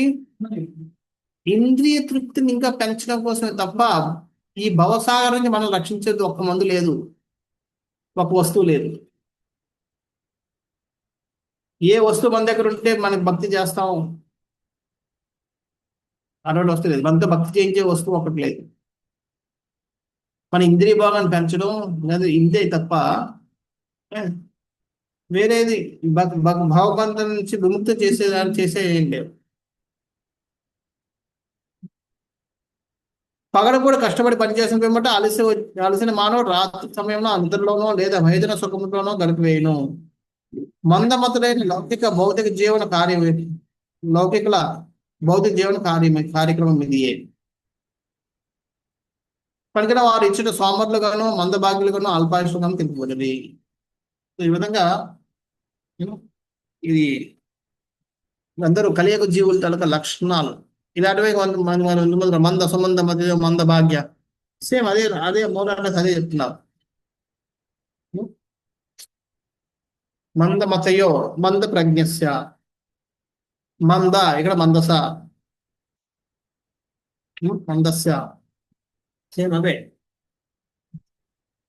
మంద భాగ్య ఇక్కడ మంద ఆయుష్. సో ఇలాగా సేమ్ లక్షణాలు చెప్తున్నారు. అంచేత కలియుగ లక్షణాలను మనం చేయాలి అంటే హరినామ సంకీర్తన ఒకటే దానికి విరుగుడు. సో మన భాగవతంలో ఇంకొక శ్లోకం కూడా వస్తుంది. ఆయుర అర్హతి వైపుంసాం, ప్రతి ఒక్కరి యొక్క ఆయుష్ కూడా అర్హతి హరించిపోతుంది. ఎలాగా ఉద్యా ఉద్యాస్తాంస ఎన్నాసో ఉదయిస్తున్నా అస్తమిస్తున్నా సూర్యునితో అది అంటే ప్రతి సూర్యోదయం ప్రతి సూర్యాస్తమయం మనకు ఆయుష్ తెలుస్తుంది. కానీ తర్వాత 2 శ్లోకాలు ఉత్తమ శ్లోక వార్త అయినా వస్తుంది, మధ్యలో మూడో లైన్ నాకు గుర్తులేదు. ఎవరైతే ముకుందునైనా ఉత్తమ శ్లోకాలు ముకుందుని యొక్క వార్త మనం వింటుంటారో వాళ్ళకి మాత్రం ఇది వర్తించదు. వాళ్ళ ఆయుష్ ఎప్పటికీ క్షీణించదు, మిగతా అందరూ ఆయుష్ కూడా క్షీణిస్తూనే ఉంటుంది. ఎందుకని వాళ్ళ ఆయుష్ ఇక్కడ క్షీణిస్తుంది, కానీ అదంతా ఇన్వెస్ట్మెంట్. మనం ఒకసారి ఇన్వెస్ట్మెంట్ చేస్తే అది లాస్ కాదు. ఎస్, మన బ్యాంక్ బ్యాలెన్స్ తగ్గిపో ఉంటుంది, కానీ ఇంకో చోట మనం ఇన్వెస్ట్ చేసాం, దాని ఒక రాబడి పెరుగుతుంది. అంటే అది నష్టం కంటే లాభం ఎక్కువ ఉంటుంది. సో అదేవిధంగా భక్తుల విషయంలో ఎవరైతే ఉత్తమ శ్లోక వార్త ఎక్కువ ఉత్తమ శ్లోకాలైన కృష్ణుడి యొక్క వార్తలు అంటే కీర్తన లీలలు ఇవన్నీ వింటూ ఉంటారో వాళ్ళకి ఇది వర్తించదు, మిగతా వాళ్ళందరి యొక్క ఆయుష్ క్షీణిస్తూనే ఉంటుంది. సో అందుచేత ఇక్కడ ఇలా అందరూ మన కలియుగ లక్షణాలను మనం ఎదుర్కోవడానికి ఉన్న ఏకైక మార్గం ఏంటి? మనకి ఈ హరినామ సంకీర్తనం, కృష్ణ కథ, కృష్ణ కథ వినడం. సో నెక్స్ట్ 10 నుంచి 17 వరకు పరీక్షిత్ మహారాజు తన రాజ్యాల్లో తిరుగుతూ ఉంటాడు. తిరిగితే ఏం జరిగింది, ఏం చూశాడు, దాన్ని ఏ విధంగా ఎదుర్కొన్నాడు అన్న విషయాన్ని అక్కడ మనం 10 నుంచి 17 వరకు వివరిస్తాయి. అది మనం మళ్ళీ నెక్స్ట్ క్లాస్ చూద్దాం. ఓకే, హరే కృష్ణ. ఎవరికైనా ఏమైనా ప్రశ్నలు ఉన్నాయా ఈరోజు చెప్పండి.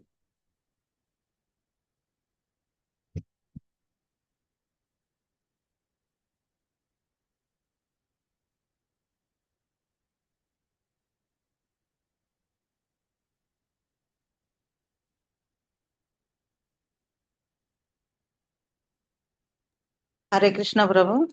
ఇప్పుడు యమరాజును మనం ఇక్కడ బంధించినట్లయితే మనకు మరణం సంభవించదనేది అది వ్యక్తిగతంగా ఎవరికి వాళ్ళమే చదువుతూ ఉంటుంటే మనకు రాదన్నట ప్రభు. ఎట్లాది? యమరాజుని మనం ఆహ్వానిస్తే యమరాజు వచ్చి కూర్చుని ఆయన మర్చిపోతాడు, కథల పడి మర్చిపోతాడు రైటే, కానీ ఎవరికి వాళ్ళు వ్యక్తిగతంగా చదువుతూనే ఉంటే యమరాజు అక్కడ ఉండిపోతారా?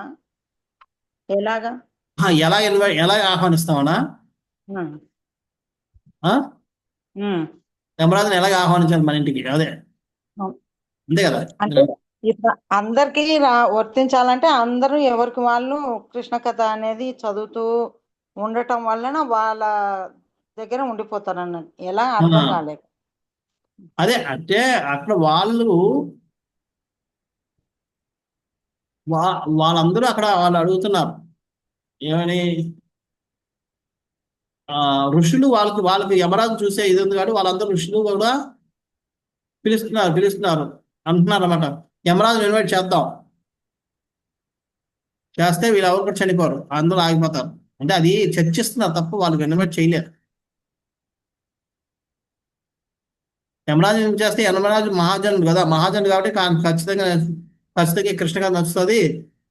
ఆయన చేస్తే ఇంకా ఎవరు చనిపోరు, లేకపోతే పాపం ఈ కలియుగ జీవులందరూ మందభాగ్యులు వాళ్ళందరూ చనిపోతే వాళ్ళందరూ నరకంలో వెళ్ళిపోతారు. వాళ్ళు కూడా ఏదో రోజు మన దగ్గరికి వస్తారు, మన అంతా యమరాజు చేద్దాం వాళ్ళు చర్చించుకుంటున్నారు అంతే తప్ప. ఓకే. అంటే వాళ్ళ దగ్గర యమరాజు ఉంచుకోవడం వలన ఇంకా ప్రపంచంలో ఎవరు కూడా చనిపోరు అన్నట్టు ప్రభు ఎట్లా? అంతే కదా, ఇప్పుడు యమరాజే కదా ఎవరికైనా చెప్పేది, ఆదేశాలు ఇచ్చేది, ఏం చంపండి ఆయన చంపండి అని చెప్పి. అవును.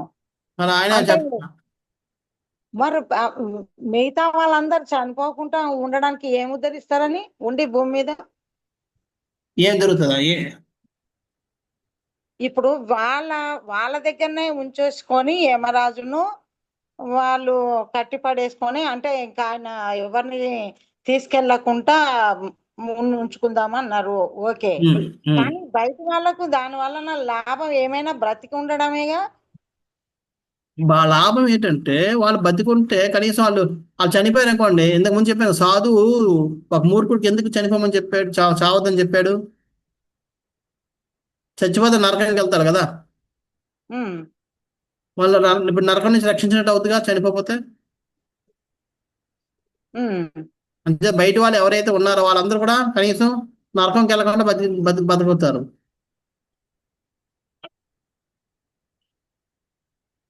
ఉమ్. అర్థమే కదా. అర్థం కాలే. ఇప్పుడు యమరాజు అక్కడ ఉండిపోతాడు కథ కథ వినుకుంటూ. ఉమ్, అప్పుడు ఎవరికి చంపాలో ఎవరు చంపాలో ఏం చెప్పడు. ఉమ్, ఎవరైతే బతుకున్నారో వాళ్ళు బతుకుంటారు కదా, అలాగే బతుకుంటారు కదా. ఉమ్. అప్పుడు పాపాత్మలు ఎవరైతే ఉన్నారో వాళ్ళు కూడా బతికే ఉంటారు కదా. అవును. అది వాళ్ళకి మంచిదే కదా. ఎందుకంటే పాపాత్ములు. ఉమ్, వాళ్ళు చనిపోయిన కొన్ని ఎక్కడికి వెళ్తారు వాళ్ళు. నరకానికి. మరి నరకంకి వెళ్ళకుండా ఆగుతున్నారు కదా ఇప్పుడు వాళ్ళు. మరి పాపాత్ములే కాబట్టి పోవాల్సిందే కదా ప్రభు, మరి ఎందుకు పోకూడదు? వీళ్ళు ఋషులు ఏమంటున్నారని కనీసం ఆ విధంగా మనం వాళ్ళని రక్షించిన వాళ్ళు అవుతాం. అలాగే ఎవరైతే పుణ్యాత్ములు ఉన్నారో, ఎవరైతే కృష్ణ కథ వింటున్నారో వాళ్ళకి ఇంకా ఇంకా కృష్ణ కథ వినే అవకాశం వస్తుంది అవును. అంటే చనిపోతే. వాళ్ళది మొత్తం 100% కాక ఉండే వాళ్ళకు బెనిఫిట్. ఆ, అంటే కృష్ణ కథ వినే వాళ్ళకి ఇంకా కృష్ణ కథ వినే అవకాశం వస్తుంది. పాపాత్మ చనిపోకుండా నరకంకి వెళ్లకుండా ఉండే అవకాశం వస్తుంది. అంటే యమరాజు ఇక్కడ ఉండిపోతేనే బెటర్ అని చెప్పి వాళ్ళు అంటున్నారు. ఇంకా మరి యమరాజు ఆయన డ్యూటీని ఆయన చేసుకొని ఇవ్వకుండా బెటర్ అనుకుంటే ఎట్లా అనేది? ఆ యమరాజుకు ఆయన డ్యూటీ ఆయన చేసుకోవాలి కదా ప్రభు. అని చెయ్యాలి. ఏంటంటే ఇక్కడ తీసుకొస్తే ఆయన కూడా కృష్ణ కథ విని మర్చిపోతాడు, మర్చిపోతాడు, అది తీసుకొచ్చేద్దాం అనేసి అంటున్నారు.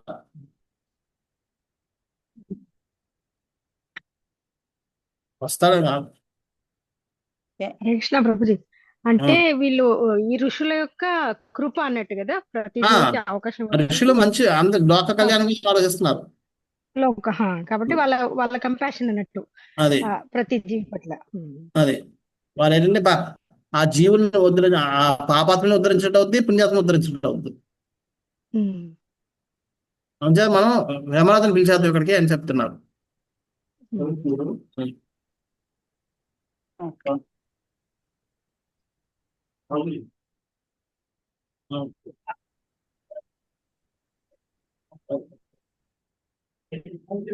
ఇంకెవరికైనా అనిపిస్తుంది?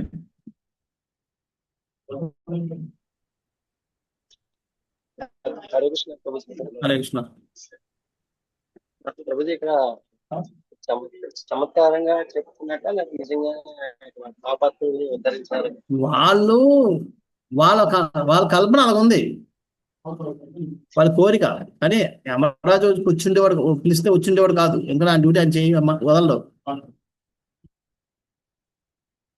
కానీ పిలిచేద్దాం, యమరాజు కూడా పిలిచేద్దాం, వాడికి పిలిచేస్తే అందరికీ మేలు కలుగుతుంది అని చెప్పి అంటున్నారు.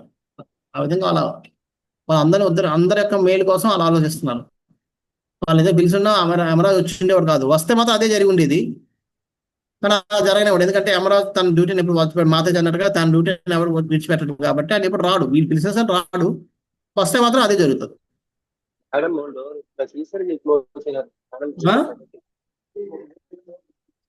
పెద్ద madam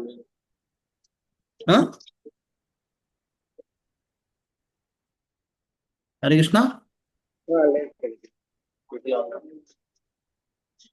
okay okay.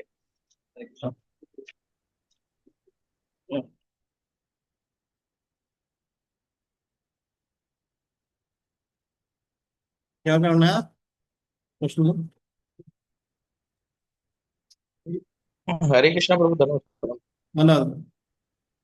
Prabhuji, Mataji ఇప్పుడు మీరు అన్నది ఏంటంటే మనిషి ఇప్పుడు యమరాజు అక్కడికి వచ్చాడంటే మనిషి శరీరం చనిపోవడు అని అర్థం చేసుకుంటున్నారు. ఉమ్, అదేనా కరెక్ట్? ఉమ్. ఇంకే ఏ మనిషి చనిపోడు కదా. అంటే చని నేను అలా అనుకోవట్లేదు. ఏంటంటే ఒక పుణ్యాత్ముడు ఉన్నాడు అనుకో, పాపాత్ముడు ఉన్నాడు అనుకో, పాపాత్ముడికి చనిపోవడానికి యమరాజు దగ్గరికి వెళ్ళాలి. అది పుణ్యాత్ముడు ఉన్నా సరే యమరాజుకి వెళ్తాడు. అది డివోటీస్ ఉంటే వెళ్ళరు కదా.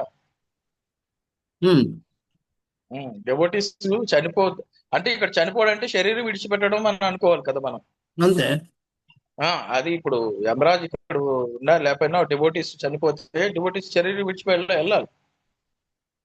వాళ్ళు అక్కడ ఋషులు ఏమంటున్నారంటే ఇప్పుడు యమరాజు కథకు వచ్చాడంటే యమరాజు కథలో పడిపోయి మర్చిపోతాడు, మేము మర్చిపోతాడు. అవునా? అంటే అప్పుడు ఆయన ఈయన చంపండి ఆమె చంపండి ఆదేశాలు ఇవ్వడు. అంటే అప్పుడు ఎవరు చనిపోరు. అంటే పాపాత్మలు చనిపోరు, పుణ్యాత్మలు చనిపోరు, భక్తులు ఎవరు చనిపోరు. అర్థమైంది కదా. ఎందుకంటే ఆయన ఎవరికి ఆర్డర్లు ఇవ్వడం లేదు. ఆర్డర్ ఇవ్వాలన్న మరి అదే మర్చిపోయాడు ఆయన, లీనమైపోయి. అప్పుడు పాపాత్మలు మేలు జరుగుతుందా లేదా? ఎందుకంటే పాపాత్మలు ఏమవుతారు, వెంటనే చనిపోయారు అనుకోండి, వాళ్ళు నరకానికి వెళ్ళిపోతారు. కానీ ఇప్పుడు వాళ్ళు ఇంకొన్ని రోజులు ఎంజాయ్ చేసుకోగలరు. ఆ విధంగా పాపాత్మలు మేలు జరుగుతుంది. పుణ్యాత్మలకి ఏదైనా ఇలాగా భక్తులకి ఎవరైతే కృష్ణ కథ వింటున్నారో వాళ్ళకి కృష్ణ కథ వినే అవకాశం ఉంటుంది. పుణ్యాత్మలకి ఇంకొంచెం పుణ్యం చేసుకునే అవకాశం వస్తుంది. అర్థమవుతుంది కదా. సో ఆ విధంగా అందరికీ మేలు జరుగుతుంది కదా. అందుకని అందరికీ మేలు జరుగుతుంది కాబట్టి యమరాజు పిలిచేయండి ఇక్కడికి అని చెప్తున్నారు. అంటే వాళ్ళు సలహా ఇస్తున్నారు. సలహా అది అది జరగలేదు. అది అలా ఇలా అంటున్నారు, ఋషులు అంటున్నారు యమరాజు కూడా పిలిచేద్దాం, ఇంకా అందరికి మేలు జరుగుతుంది, ఆయన ఇక్కడికి వచ్చి మర్చిపోతాడని అని. మరి దీని కంక్లూజన్ ఏమి ఇచ్చారు ప్రభుజీ? దానికి కలిపురుషుడికి ఎందుకు చేయలేదనేసి పరీక్షిత్ మహారాజు దండించలేదు ఎందుకు, చంపేలేదు ఎందుకు, దాని కంక్లూజన్ ఏమి ఇచ్చారు మీరు? వస్తుంది అడుగుతున్నారు కదా, ఇంకా ప్రశ్న అడిగారు కదా, సమాధానం రాలేదు కదా ఇంకా. ఇవన్నీ కూడా ఋషులు అడుగుతున్నారు. కలియుగం వచ్చేస్తుంది కాబట్టి అందరూ పాపాత్మలో ఉంటారు. అందరూ జరుగుతుంది. యమరాజుని పిలిచేసామంటే మరి పాపాత్మలు కూడా వాళ్ళు కూడా బతుకుతారు, నరకానికి వెళ్ళరు ఎవరు ఇంకా అని వీళ్ళు ఋషులు చెప్పుకుంటున్నారు. అది ఇప్పుడు సౌనిక ఋషులు వాళ్ళు డిస్కస్ చేసుకుంటారు. ఎందుకంటే ఇప్పుడు మనం కలియుగం వస్తుందంటే అందరూ పాపాత్మలే ఉంటారు, అందరూ నరకానికి వెళ్ళాలి. అందుకని నరకానికి తీసుకెళ్ళేవాడు ఆయనే కాబట్టి ఆయన ఇక్కడ పిలిచేసాం అనుకో ఇంకెవరు నరకానికి వెళ్ళరు. అది అలా ఆ ఉద్దేశం. అది చర్చ జరుగుతుంది అంతేగాని పిలవలేదు వాళ్ళు. అలా ఆ విధంగా మనం మెయిల్ చేసిన వాళ్ళు అవుతాం అని.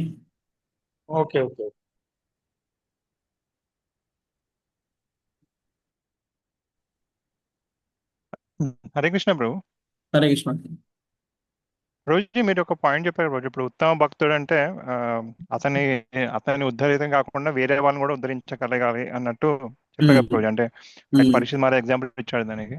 అంటే ఇప్పుడు అందరూ ఉత్తమ భక్తులు అవుతారని అవ్వడానికే ప్రయత్నించాలా, లేకపోతే తన భక్తులను చూసుకుంటే సరిపోతుంది కదా?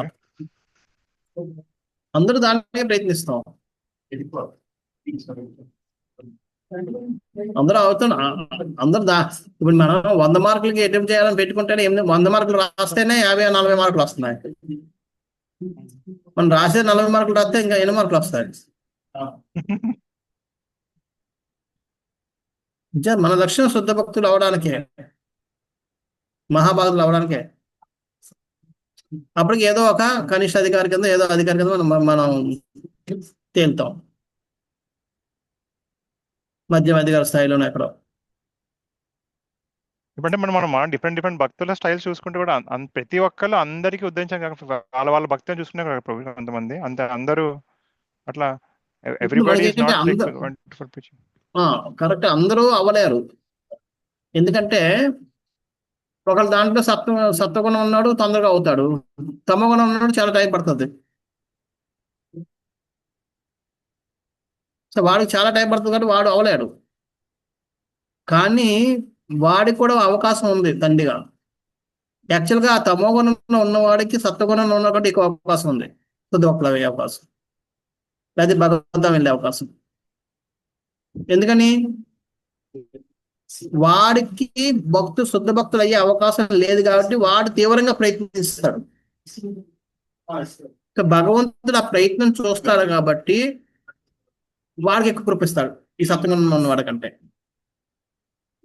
ఎందుకంటే వాడి కృషి వాడి ప్రయత్నం తీవ్రత ఎక్కువ ఉంటుంది కాబట్టి. ఆ విధంగా ఆయన తొందరగా వెళ్ళే అవకాశం ఉంటుంది. నేను అది చెప్పండి ప్రభు. ఇప్పుడు నేను ఏం చెప్తున్నానంటే ఇప్పుడు కొంతమంది భక్తులు ఫస్ట్ దే డోంట్ ప్రీచ్ కదా, అంటే వాళ్ళ భక్తిని చూసుకుంటారు, అంటే they are not in a preaching mode, they will be only worried about their భక్తి. సో వాళ్ళు ఉత్తమ అధికారులు కానట్ట వాళ్ళు అయితే కాదు. ప్రతి ఒక్కరు భక్తిలో ఉన్న ప్రతి ఒక్కరు కూడా ప్రీచరే. ఎందుకంటే లెక్చర్ ఇచ్చితేనే ప్రేరణ పొందుతారు. చాలా మంది వాళ్ళు చేసే సేవను చూసి ఇన్స్పైర్ అయిన వాళ్ళు ఉంటారు.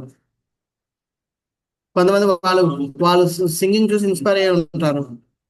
కొంతమంది వాళ్ళ యొక్క డాన్స్ చూసి ఇన్స్పైర్ అయి ఉండొచ్చు. కొంతమంది ప్రసాదం తినడానికి వచ్చి ఉంటారు.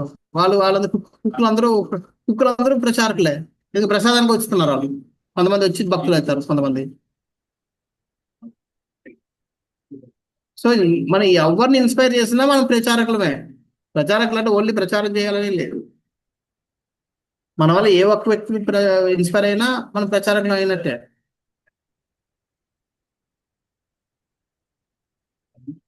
మొన్న కింది సంవత్సరమే బ్రహ్మోత్సవాలకి చౌపటి మందిరం వాళ్ళు ఒక వీడియో తయారు చేశారు. ఏంటంటే కొన్ని సంవత్సరాలుగా ఎవరైతే సేవలు చేస్తున్నారో కానీ ఎవరు ఎప్పుడు ఫ్రంట్ లో లేరు, సంవత్సరం అదే సేవ చేస్తున్నారు వాళ్ళందరి కోసం. ఆ వీడియో కోసం నన్ను ఎంతమంది అడిగారు తెలుసా, ప్రభుజీ అలా అటువంటి భక్తులు కూడా ఉంటారా, మాకు ఆశ్చర్యం కలుగుతుంది, ఎంత ఇన్స్పైరింగ్ ఉందని. వాళ్ళు ఎవరు ఒక లెక్చర్ ఇవ్వలేదు. వాళ్ళు చేస్తున్నట్టు ఇప్పుడు 30 సంవత్సరాలు 20 సంవత్సరాలు చేస్తున్నారు కానీ వాళ్ళు చేస్తున్నట్టు ఎవరికి తెలియదు. కానీ తెలిసిన రోజు ఈ రోజు ఎంతమంది అడుగుతున్నారంటే వాళ్ళ కోసం. వాళ్ళు ఇన్స్పైరింగ్ చేస్తున్నారు. They're inspiring people. ఎవరిని అర్థం కాదు, ఎవరిని అడిగారు రోజు అర్థం కాదు. మొన్న వీడియో లాస్ట్ టైం బ్రహ్మోత్సవాలకు వీడియో తయారు చేశారు చౌపటి వాళ్ళు. ఓకే. అందులో కొంతమంది డివోటీస్ ఏంటంటే చిన్న చిన్న సేవలు చేస్తారు. ఒక ఆయన వస్తాడు, లాస్ట్ 25 సంవత్సరాల నుంచి ఆయన వస్తాడు, సాయంత్రం 7 గంటలకు కరెక్ట్గా వస్తాడు, వచ్చి కిచెన్ గేట్ దగ్గర కూర్చుంటాడు. ఓన్లీ బ్రహ్మచారీస్ సేవ వాళ్ళని తప్ప మిగతా వాళ్ళు ఎవ్వరిని రానివాడు. అందరూ ఆయన గురించి మాట్లాడుతున్నారు ప్రభుజీ. చూసారా, నాకు తెలుసు, వీడియో చూసాను నేను. అంటే ఆయనకి 25 సంవత్సరాల క్రితం గౌరవం ప్రభు చెప్పారు, నువ్వు ఇక్కడ కూర్చుని ఇలా రానివద్దని చెప్పారు అంతే. అప్పటి నుంచి ఇప్పటి వరకు 20 సంవత్సరాల నుంచి అదే సేవ చేస్తాడు. మళ్ళీ ఒక్కరోజు కూడా మళ్ళీ భోజనం చేయడు, సేవ అయిపోయాక భోజనం చేయడు, సేవ చేస్తాడు, వెళ్ళిపోతాడు. అలాంటి వాళ్ళు అందరూ అలాగా కొంతమంది ఉన్నారు. కొంతమంది ఒక ఆయన వచ్చి పువ్వులు ఇచ్చి వెళ్ళిపోతుంటాడు రోజు. ఒక ఆయన తోమలపాక వాళ్ళు ఒత్తులు చేసే వాళ్ళు ఉన్నారు. వాళ్ళు 20 సంవత్సరాల తర్వాత ఒత్తులు చేసుకుని కూర్చున్నారు. అంటే డీటీ వర్షిప్కి ఎన్ని ఒత్తులు కావాలి అన్ని ఆయనే చేస్తాడు. ఏదో సమయంలో వస్తాడు, కూర్చుంటాడు, మూల కూర్చుని ఒత్తులు చేసి వెళ్ళిపోతాడు. అలాంటి వాళ్ళందరినీ వీడియో చేసి చూపించారు. ఈయనందరూ ఈ భక్తులందరూ ఈ విధంగా సేవ చేస్తున్నారు భగవంతుడికి, అది ఇదని చెప్పి. ఆ వీడియో సూపర్ హిట్ అయిపోయింది. జనాలు అందరూ దానికోసం మాట్లాడుతున్నారు. ఎంతమంది అడిగారు నన్ను, రోజు ఇలాంటి భక్తులు ఉంటారా, మాకు చాలా ఇన్స్పైరింగ్ ఉంది. వీడియో సంచారం షేర్ చేస్తారా ప్రభుజీ గ్రూప్ లో? ప్రభు మన గ్రూప్ లో పెట్టండి ప్రభు మీరు కూడా వీడియోను. అదా చూస్తాను, ఆ లింక్ ఎక్కడ చూసి పెడతాను. Okay, thank you. Right. So వాళ్ళు అదే అంచేత వాళ్ళు అంటే సంవత్సరాలు వాళ్ళకి వాళ్ళు ఎందుకు చేస్తున్నారు అంతే. సో అంచేత లెక్చర్లు ఇవ్వక్కర్లేదు, ఈ జనాలు చాలా ఇన్స్పైర్ అవుతారు. దేరాల్సిన ప్రచారకులు వాళ్ళు.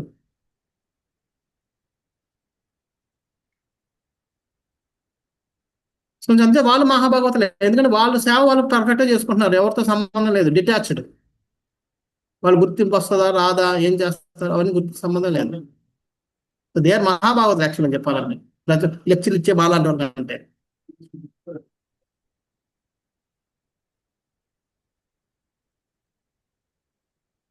మాకు అంత రెనోసేషన్ లేదు. అట్లెందుకంటారు ప్రభు?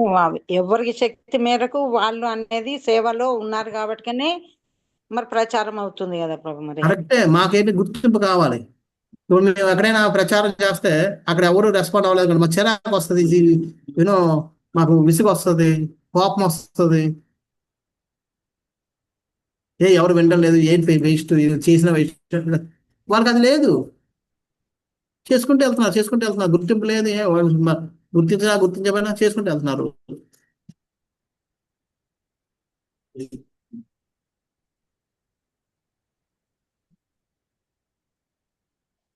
సో అది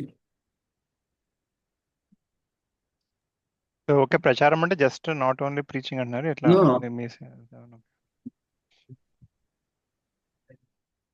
okay, thank you bro. If you're inspiring any single person, you're a ప్రచారం, you're preacher. Thank you bro. Okay.